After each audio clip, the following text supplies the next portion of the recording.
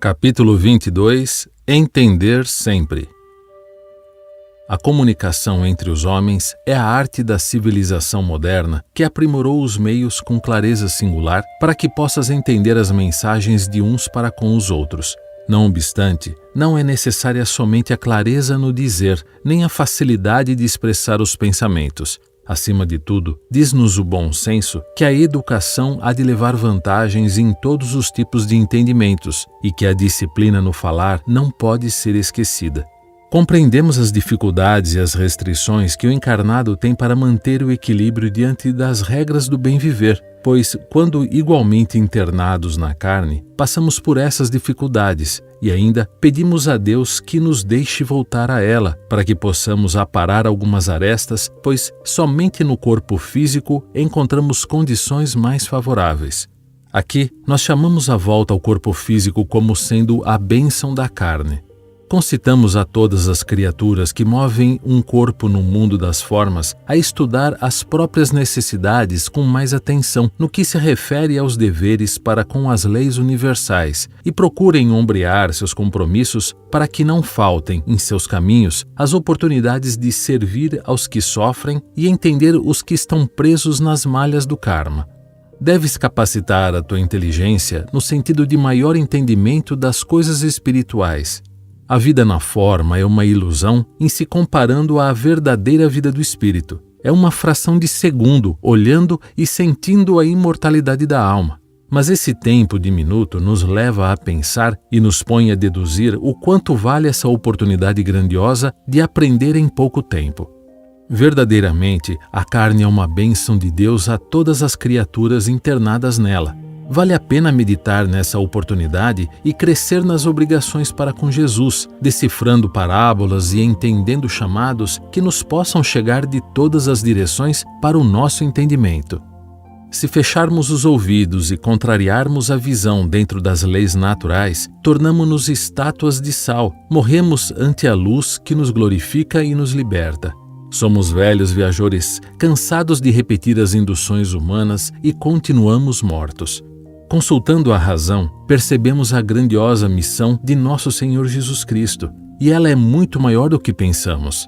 De não forçar o nosso entendimento, respeitando todas as condições dos homens e almas livres do fardo, propondo os meios e métodos de cada um se libertar do seu próprio jugo e da carga que se propôs a carregar. O Cristo bate em nossas portas quando nos cansamos de procurar a felicidade no reino das ilusões, quando procuramos a paz no mundo exterior. Ele surge dentro do coração, acenando-nos para um trabalho excelente, a luta interna, dando-nos condições para vencer a nós mesmos. Aí encontramos os meios de conquistar a tranquilidade de consciência, a eterna paz de espírito. Para tanto, devemos despertar o interesse de entender sempre a verdade, de nunca recusar o caminho certo, sem esquecer o esplendor da vida divina que palpita dentro da alma. Se a tua boca fere, ainda dormes. Se os teus sentimentos perturbam a tua mente com ódio, ainda permaneces morto para a vida. E se não queres enxergar o que tentamos te mostrar por essas letras, fecha esse livro, que mais tarde a dor vai conversar com o teu coração. Bom, vamos aos comentários sobre o capítulo 22, Entender sempre. Nós estamos na era da comunicação. Os meios de comunicação têm evoluído cada vez mais. Podemos notar isso no nosso dia a dia com WhatsApp, Facebook, Instagram, Telegram, e-mail, SMS, Messenger, telefone, videoconferência, etc. É muita coisa. Por outro lado, uma das ferramentas mais importantes na comunicação é o saber ouvir. É manter a empatia com o seu interlocutor. É saber dosar e moldar a comunicação de acordo com como está sendo recebida a informação pelo outro. Escolha as palavras, tom de voz, linguagem corporal, etc., pois a comunicação é uma via de duas mãos. Precisamos estar atentos às mensagens que nos chegam durante essa conversa. Um estudo, inclusive, mostrou que a principal causa das discussões entre pessoas de uma família não está na informação trocada entre os seus membros, mas, em grande parte, na forma como é passada. Portanto, pare e analise a sua última discussão e veja se não tem um pouco disso. essa dificuldade de relacionamento, da vida em sociedade, em tentar amar o próximo sem conseguir, as doenças, enfim, problemas diversos, fazem parte dessa oportunidade que temos como encarnados para aparar essas arestas de nossa evolução. É natural encontrarmos as dificuldades e restrições, pois estão relacionadas ao nosso grau evolutivo.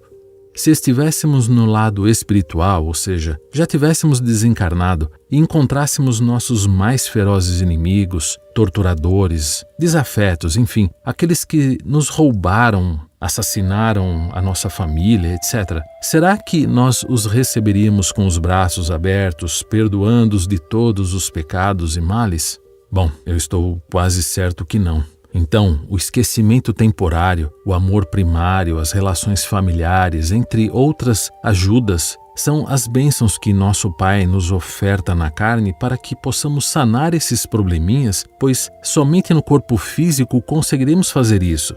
Portanto, não estamos desamparados, temos ajuda, mas ainda assim é muito difícil. Pois, independente de qualquer coisa, ainda é necessária a nossa reforma íntima para podermos aceitar a mudança. Precisamos querer mudar e nos esforçarmos para isso. A coisa não vem de graça. Por isso, pedimos o retorno na carne sempre que possível, pois ansiamos pela evolução. E esse processo será mais fácil quando juntarmos as nossas forças com os companheiros de jornada e nos propusermos a nos auxiliar mutuamente nas dificuldades. Como já foi dito em um capítulo anterior, os desafios que surgem à nossa frente são uma oportunidade de nos avaliarmos a nós próprios e, quando auxiliamos na cura do próximo, estamos auxiliando na nossa própria cura. Nesse ponto, eu me recordo da parte dessa maravilhosa oração, todos vocês conhecem. Senhor, fazei com que eu procure mais consolar que ser consolado, compreender que ser compreendido, amar do que ser amado. Na oração de São Francisco. Aliás, é fantástica, vale a pena ler com atenção e refletir. As mensagens nela são poderosas e interessantes. E uma outra frase também que me veio à mente agora, que é bastante interessante, é que nós não somos seres humanos vivendo uma experiência espiritual. Nós somos seres espirituais vivendo uma experiência humana. E esse ponto de vista, entender essa frase, ela faz muita diferença. Não é simplesmente um ditado, um dito, né? Mas ela faz muita diferença no contexto da nossa existência. E esse entendimento que parece sutil é super importante para entendermos o todo da nossa existência. Vejam da seguinte forma. Quando estamos no período entre encarnações, que é quando nós temos a dimensão exata da eternidade do espírito, né? Assim como nós temos a visão do passado que nós já vivemos, os milhares de anos que nós já vivemos, né? Ao vermos a oportunidade de poder estagiar como encarnados por um curto período e assim conseguir condições para galgarmos degraus mais altos nessa nossa missão espiritual, nós realmente valorizamos e tendemos a aceitar esse desafio, né? O de reencarnar de bom grado. Eu fiz uma analogia, ela de forma bastante simplificada, mas só para nós termos uma dimensão. Nós sabemos que muitos de nós já viveram na época dos egípcios, né, antes de Cristo. Então, vamos jogar um número. Parece alto, outros podem achar que é pouco, mas vamos dizer que nós já vivemos até agora uns 4.000 anos. Nossa existência começou há 2.000 anos antes de Cristo e nós estamos há 4.000 anos de existência. A vida do espírito é eterna, certo? Mas vamos dizer que nós estamos projetando os próximos 4.000 anos. Imagine que dentro desses 8.000 anos de existência, uma vida na Terra de 80 anos, estou simplificando as contas, é 1%, certo? Seria o mesmo que transferindo como se a nossa existência fosse de apenas 80 anos, alguém nos ofertasse um estágio de apenas 10 meses, nem um ano. 10 meses, e se você conseguisse passar por esses 10 meses, você estaria galgando um estágio evolutivo maior na sua existência para esses 80 anos. Parece uma proposta aceitável, não?